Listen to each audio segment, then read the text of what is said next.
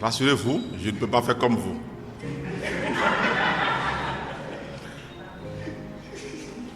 Je suis très fier, quand je suis ici, de voir quand même que ma seule génération que j'ai ici, c'est pas pour me flatter ou pour m'enorgueillir, c'est les stages. C'est vrai. Ça fait plus de 25 ans que nous sommes dans ce métier, ingrat, malheureusement. Ça vous fait rire, mais c'est un métier très ingrat.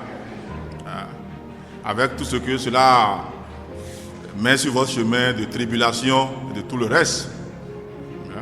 Rappelez-vous, mes étudiants, j'ai fait la prison pour ça. C'est ça un métier ingrat. Mais pourtant, je suis là aujourd'hui. À force de lutte, à force de tribulation, à force de persécution, à force de surmonter les épreuves, j'en suis quand même arrivé là.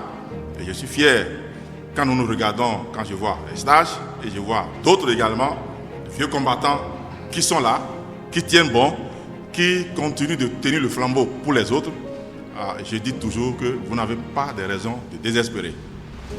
Alors, cela est d'autant plus important que le spectacle que vous m'avez offert cet après-midi, franchement, j'ai gagné mon salaire.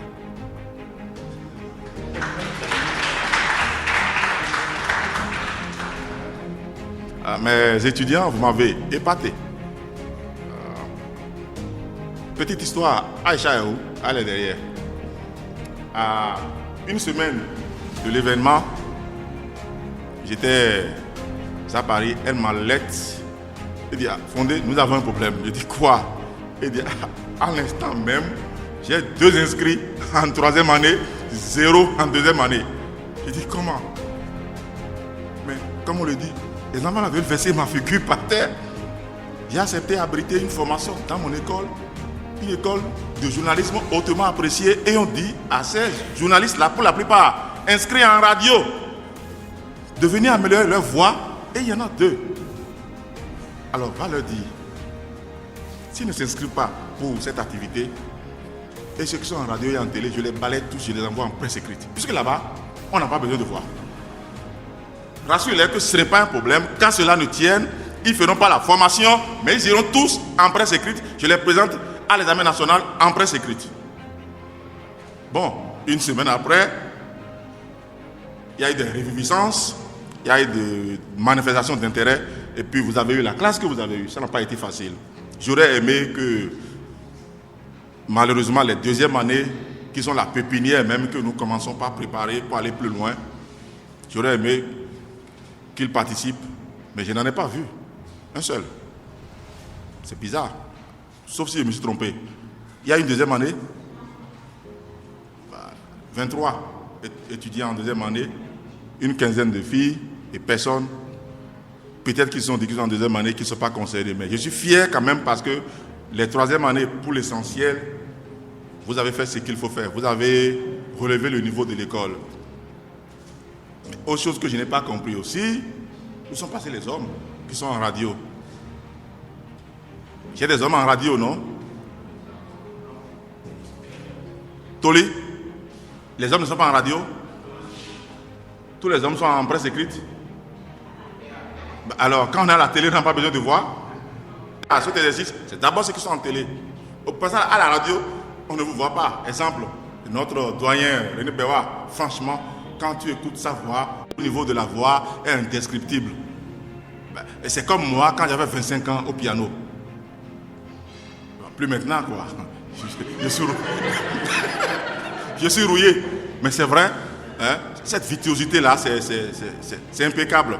Et j'ai vu mes étudiantes tout à l'heure, franchement, vous m'avez cité. Gloria, c'est la première qui est passée.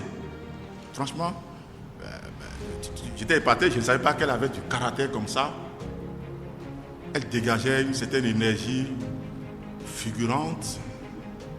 Que franchement, je me dis, mais ces enfants-là, vous avez de l'avenir. Alors, je crois que, et ça je vous l'ai dit, quand vous avez la voix, ne croyez pas que c'est seulement pour le journalisme. Mais ça va vous conduire très loin. Très loin. Cette métamorphose que vous avez si brillamment réussi dans cet exercice-là va vous conduire très loin. Un technicien l'a dit tout à l'heure, il ne commencera pas à vous rechercher Vous faites d'abord au départ de petites piges, de pause de voix, et puis après, c'est pour de grands événements qu'on vous sollicite. De grands cabinets événementiels qui vous cherchent, vous dites mais venez nous poser telle chose, et vous commencez par faire monter les enchères, mais moi je veux ci, je veux ça. Mais personne ne se souciera qu'au départ, qu'au commencement, qu'il a fallu vous menacer pour que vous puissiez accepter. Et je vais dire, pour terminer, et paraphraser toujours mon frère, ne pensez pas que vous avez déjà fini. Quand on est dans notre métier et quand on a la chance de commencer un apprentissage aussi agréable, c'est être en route. Savez-vous ce que c'est qu'être en route? Être en route, c'est comme si vous venez de commencer. Que le chemin à parcourir est encore énorme, c'est à perte de vue, c'est étendu. C'est devant vous. C'est maintenant que vous commencez. Ne vous lassez pas. Et le plus difficile ne sera pas de trébucher. Ce sera de se relever davantage et de continuer par aller de l'avant. Pas aller de l'avant.